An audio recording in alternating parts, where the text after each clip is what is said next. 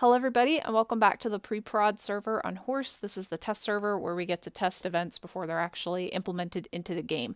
This is the brand new Icelandic Hike event. We've never seen this event before on Howrse, and in the week that I've been testing it, I've quite enjoyed it. I'm excited to play this when it goes live, and I'd really like to finish it. Though in saying this, I hope that doesn't come back to bite me in the butt, because I think we remembered how that went with the Elemental Mine event. I loved it at the start, and then actually trying to get the Divine made it really super frustrating. I also felt pretty excited about the memory event when I was testing it last month, and I really did enjoy testing it for the first several levels, but after like level 11 or something, it got a little bit difficult, and I'm hoping that won't be too bad when it goes live. Speaking of the memory event, I suspect that will start tomorrow, which is Thursday. I'm not quite sure if I'm going to be able to upload a video on the memory event tomorrow, hopefully Friday or Saturday if I'm not able to upload one on Thursday, but there's not really any particular tips I can say to get through that. It's just kind of your basic memory event game, and if you're just going to play it casually at first, then just play it casually and you'll get through it for a little while. So good luck on starting the memory event if I'm not able to share any of my tips with you about that tomorrow. Let's get started. We'll have a look at the Icelandic event, starting with the event instructions. A few of these instructions were just recently added, so they haven't actually been translated yet. We're going to take part in the Icelandic hike. We're going to move forward across the board by carefully selecting the right card to play. This card here, this indicates that you can move forward 1 or more kilometers. This little card with the arrows, this means that you can change your route, so you can go left or right across the board. This little fish card, this will let you get past a puffin obstacle. The unicorn looking horn, this will let you break through the rock obstacle. The flying horseshoe card, this will let you jump over the obstacle that looks like, I'm going to say that it looks like a fence or like a wooden gate. And the flying parcel will let you jump over either of these three previous obstacles. So you can use the parcel to break down the rock, get through the puffin, and jump over the obstacle. And when you do that, it actually sends it to another player's board, and it's just a random player's board that's selected, and that gets sent to. It sort of acts like a joker card in that case, which is pretty nice. If you want to change your cards, you can use the discard button to get new ones, and you only get one free use per day for that. After that, if you want to discard your cards more often throughout the day, you have to pay a pass every time you discard your cards. Tokens, you're going to need a token to be able to use a card. These green things, these are the tokens right here. There are several ways of getting them. You get 5 per login every day. You get 5 tokens when you take your horses on rides. You get 5 tokens by registering your horses in competitions. Note that this does just say registering. You don't actually have to win, meaning place first in a competition. I really quite like this. It's much easier to just enter a competition rather than having to sit there and wait until your actual wins come in. You can find tokens on the board. You can get your tokens when you complete the collections, and you can also buy them with passes, of course. The special offer we see on the test server is going to be 6 tokens for 1 pass. I don't know if they're going to change that or not. If you want to change your cards, use a discard button to get new ones, and again, 1 free use per day for that. This is the new Divine, the Jackpot. This is a Nordic Divine. His name is Tyr, I'm going to call him. I really like him. He does look quite similar to one of the Celtic Divines, but this is, I think, one of my favorite Divines that I've seen on the game. I really like him. I like the braids in his mane and tail. I like his blanket, the kind of cloak. Let's take a look at his perk.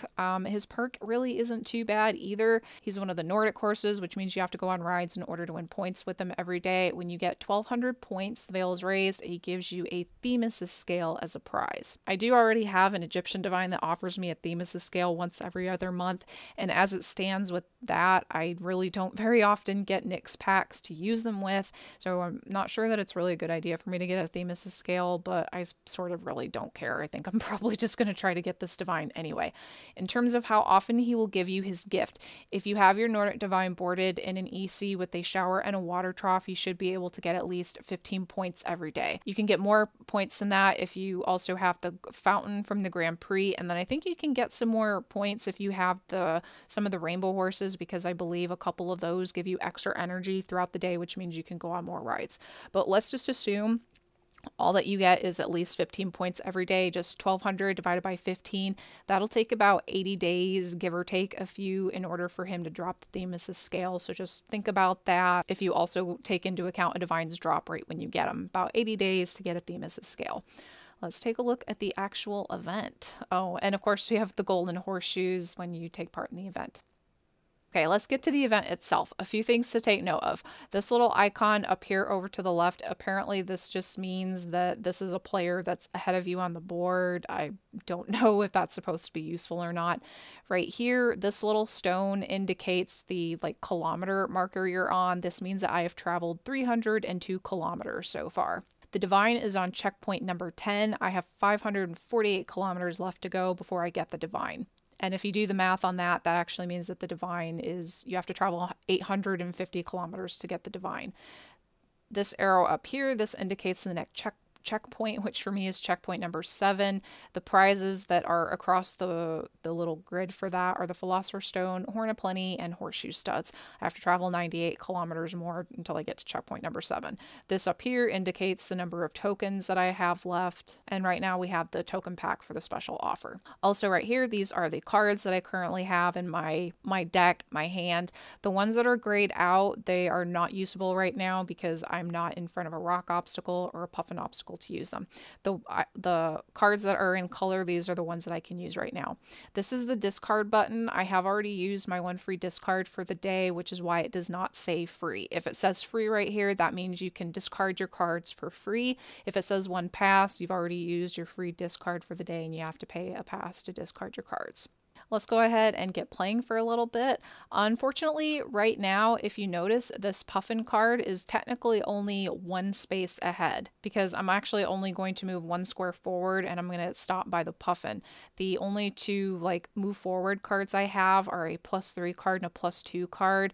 I'm going to use the +2 card. That's the best that I can do. Unfortunately, that leftover move is going to be wasted because you don't get to keep that leftover move. Just because I have a +2 card doesn't mean I can go past the puffin. I'm going to get stopped by him no matter what. Let's just go ahead and use this card. When you use a card, it is replaced by a new card. So we're going to use that card and we'll see that I got a +2 card in return to replace that. This is the puffin obstacle. The only card I can use right now to get through it is the fish. If I did have that little flying parcel looking card, I could use that to get through the puffin and that would send it to another player's board. In regards to sending obstacles to another player's board, it's completely random who it's sent to. You don't get to choose who you send it to, and it also does not appear that it's sent to just players on your friends list. It could be sent to anybody on the game, so you're not at a disadvantage just because you have loads of friends.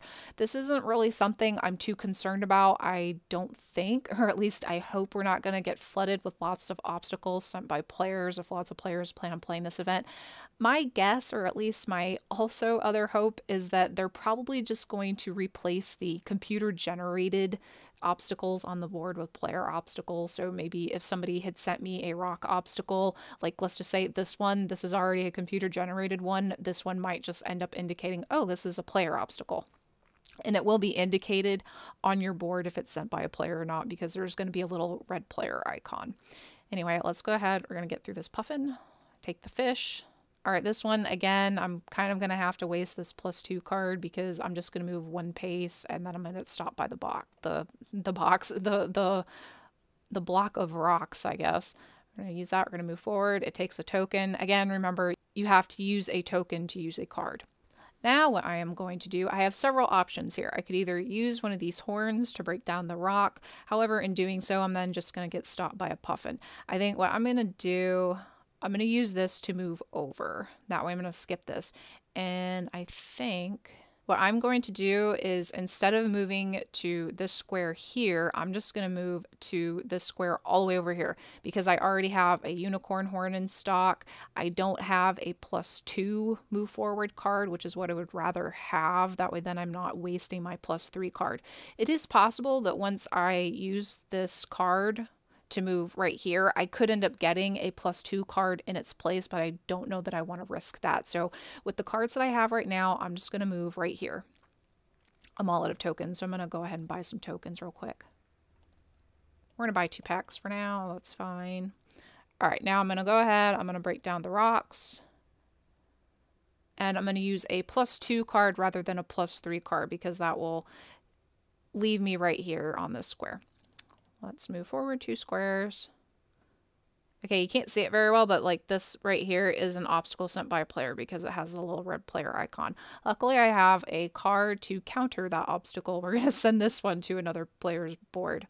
And kind of too, if you notice that once you get through an obstacle, that kind of works in two ways. It gets you, it like breaks down the obstacle, and it also moves you forward a square. So it's not like just because, oh, I have to break down the obstacle and then I actually have to use another card to move forward several spaces. It just works all in one. Now, what I want to do, I don't want to have to worry about using one of these cards to move forward a square too, so I'm just going to move over one, and we're just going to go straight forward with the 3 squares here. I guess the only tips I can say probably in regards to getting through this like with the cheapest amount of pass as possible is really that you're just going to have to be aware of like the different routes you can take on the board. I think it's just going to be based down to how you play this, as opposed to, you know, make sure you only use this many cards per day or something like that. You're just, yeah, you're just going to have to be aware of the best cards you can use. I think what I want to do here, instead of going straight forward, I'm going to use this one to go over one. Now we're going to move forward 2 squares, and then I can just get through this obstacle right here. We're going to counter it, send it to another player's board. It's going to move forward. Yay. All right, we're going to move forward 2 more squares. And move forward 2 more squares. And now we're going to move forward 1 square, and luckily we're going to get a token back for that. All right, let's go ahead and just use the rest of my tokens for the day, and then we're gonna call it a day. I think I'm gonna move.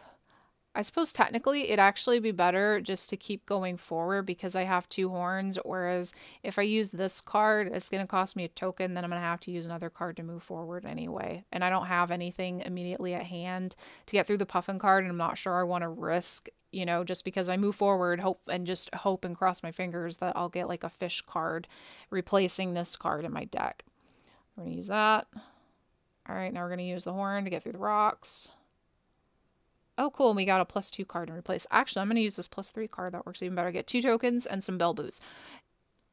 And what's really nice about this event is that unlike the Magic Ride, the board games that we've had in the past, you don't have to actually land on a square to get that gift. Like right there, I went past a token and the bell boots and another token, and I didn't actually land on the bell boot card. I just crossed over it and I still managed to get the gift, which is really nice. Move forward 2 more squares. And what I'm going to do is move to the left 2 squares. I'm all out of tokens for the day.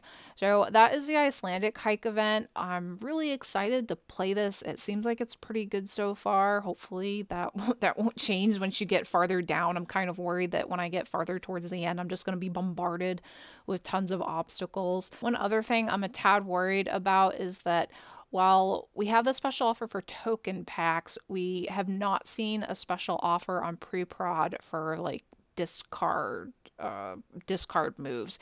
And I'm a little bit worried that when you get farther on, you're going to run out of usable cards or something, and you're going to almost need several discards throughout the day. Like maybe you're okay with spending 1 pass every other day to discard your cards, but I don't know that I'd want to discard my cards too often throughout the day. I don't mind it on the test server because these are just fake passes. They're not mine to keep, but I don't know how I feel about the discard option. Thank you guys for joining me on this preview of the Icelandic Hike event, and I will talk to you soon. Bye!